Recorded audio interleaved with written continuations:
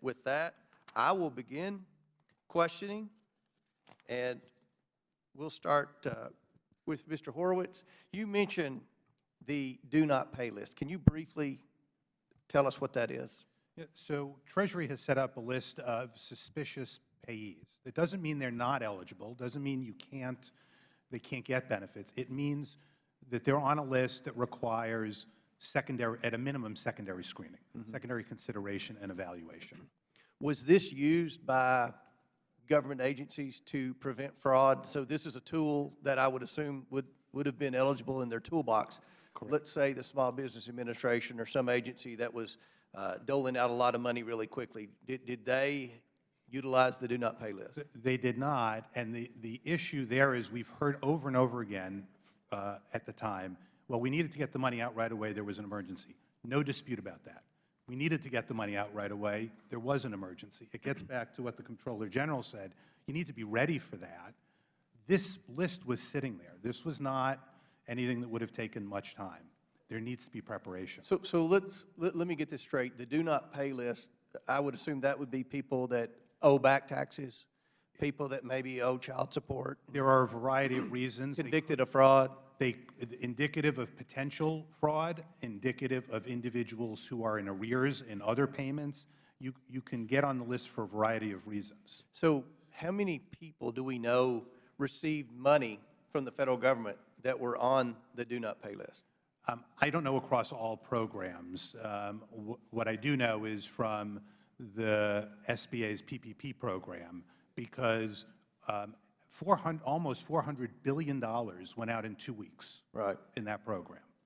Of that amount, 57,000, $3.6 billion shouldn't have gone out right away. Not saying every one of those would have been denied, but at a minimum, there should have been secondary screening. So what would be involved, what would the SBA had to have done if we could go back in time to ensure that people on the do not pay list were flagged at least for further review? Well, frankly, interacting with the Treasury Department in advance to make sure that that screening was occurring, that data matching was occurring. Yeah, unbelievable.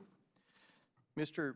Dodaro, by the end of 2020, Congress had already passed 5 laws containing more than $3 trillion in COVID relief funds. More than $1 trillion had been flagged by GAO as at risk for waste, fraud, and abuse. Inspectors general and law enforcement officials were already highlighting concerns about COVID relief money flowing to criminals and other ineligible recipients instead of Americans in need.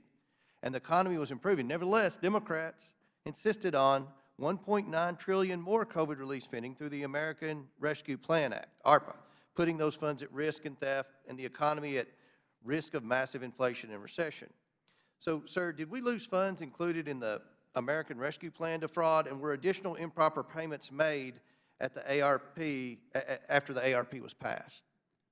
Yes. I mean, the improper payments estimate, for example, for 2022 was the first year that the Paycheck Protection Program and the Economic Injury Disaster Loan Program made improper payment estimates. That was about $29 billion for PPP and about $7 billion, over $6 billion for the EIDL program. We had urged that those improper payments be made earlier in 2021, but they didn't make those estimates then.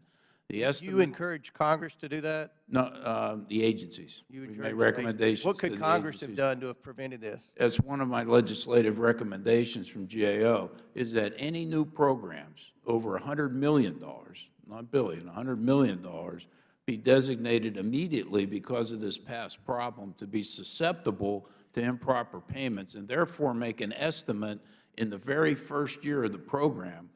Right now, the improper payments estimates only have to be made 2 or 3 years after a program's already started. Wow. It's too late. It's too late. And some of these temporary programs, they're all done.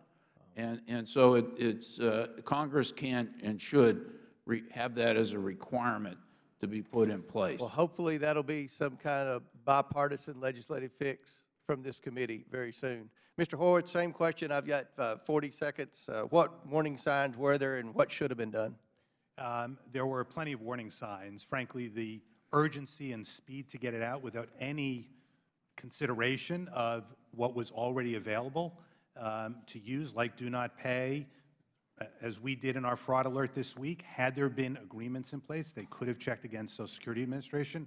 I think it's very important that consent-based verification tools be put in place for programs. You need to know whether the applicant's eligible. You can't just self-certify, and they were relying on self-certification. Wow, thank you. I'm sure we'll have many discussions moving forward, but my time has expired.